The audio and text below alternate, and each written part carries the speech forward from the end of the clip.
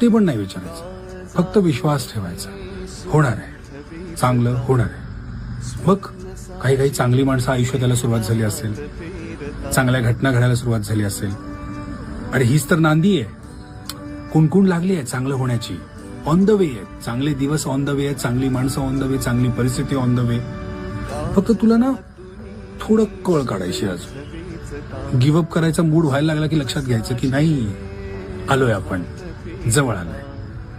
कारण एवढं जे सहन केलंयस तू पण आता डिझर्व करतो ना सगळे चांगले दिवस.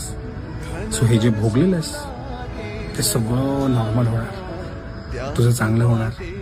गमावलेलं त्याच्यापेक्षा सुंदर काहीतरी मिळणार तुला.